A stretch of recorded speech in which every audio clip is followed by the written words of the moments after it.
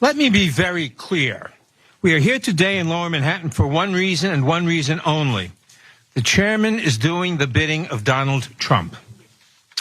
Committee Republicans designed this hearing to intimidate and deter the duly elected district attorney of Manhattan from doing the work his constituents elected him to do.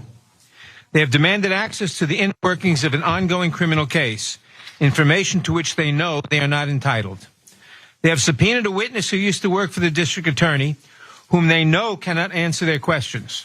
And they have earned a lawsuit that risks future congressional oversight as a result. That was Representative Jerry Nadler blasting the hearing that Jim Jordan called and moved down to Manhattan so that they can try to, intimidate Alvin Bragg out of punishing Donald Trump or is essentially seeking prosecution? Yeah, this per CNN. House Republicans are seeking to make the case that Bragg is more focused on going after Trump for political reasons than addressing crime in New York City, a claim Bragg vehemently denies. The hearing, billed as focusing on crime in New York, comes as the legal drama between Bragg and House Republicans has intensified in recent days. Bragg sued House Judiciary Chairman Jim Jordan and sought to block him from taking certain investigative steps, arguing that Congress doesn't have oversight authority over state level criminal prosecutions.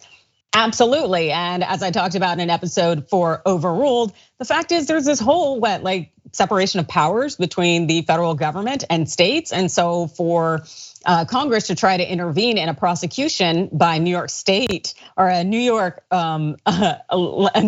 prosecutor is absolutely absurd. And Alvin Bragg knows that. And Bragg's office spoke bluntly about the hearing, saying this: "Don't be fooled. The House GOP is coming to the safest city in America for a political stunt." And that's absolutely correct.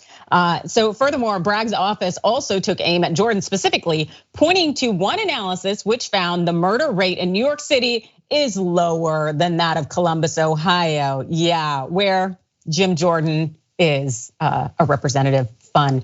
Well, Democrats on the committee, they called out the GOP's tactics. Take a look at what Representative Madeleine Dean did, and she's a Democrat of Pennsylvania. And let me say, everyone, I believe everyone in this room has sympathy for the horrific stories, the horrific losses of life. We have great sympathy. We hear you. You are properly raising your voices. Don't let anything that we have to say indicate that we don't think you should be lifting your voices. But there is an underlying sham going on here. I know you don't like to hear it. Your voices are important, but two things can be true at the same time. We are not properly here. It is not our jurisdiction to oversee or to interfere with an independent district attorney's office. Yes, it sounds like Representative Dean didn't miss that day in law school when they talked about separation of powers. Unfortunately, neither did Representative David Cicilline, because he was especially quick to call out the GOP's hypocrisy on holding a hearing on crime. Watch. Gun violence is now the leading cause of death of children in America and kills 40,000 Americans a year. Yet my colleagues vote repeatedly against even the most common sense gun violence prevention measures. They vote against getting assault weapons off the streets, despite the previous assault weapons ban that drastically reduced gun violence. They vote against alerting people to active shooters. They vote against safe storage and red flag laws. They vote against community-based crime prevention programs. They vote against background checks. And the list goes on and on.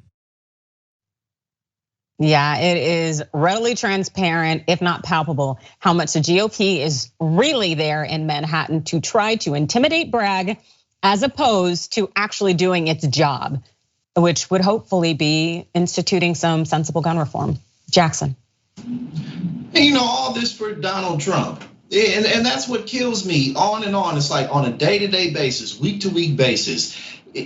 Trump's power over the party just continues to be more solidified. I mean, it's not like it ever really went anywhere, but a lot of people really saw a scenario where, Trump's gonna get arrested and the base is just gonna move away from him and we'll be able to move on to brighter pastures.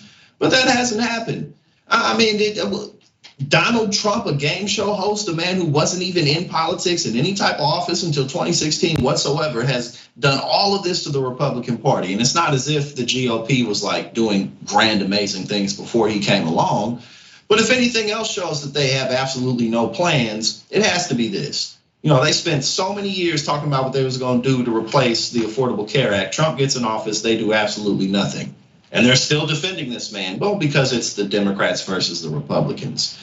But I mean, like the more that this drags on, it's interesting because despite all the indictments, the court cases, anything that happens, there's really not much going on.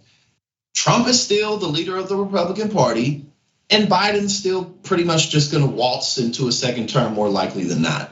Like not much really is going on despite all the chaos. It's just a stalemate.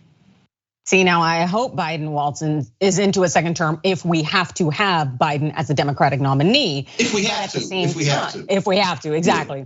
But at the same time, I'm also realizing that what Jim Jordan is doing here is trying to rally up his base in terms of Trump's base there in Ohio, knowing it's a swing state and trying to look like he is pro-Trump, even though he knows that the GOP does not want Trump leading the ticket.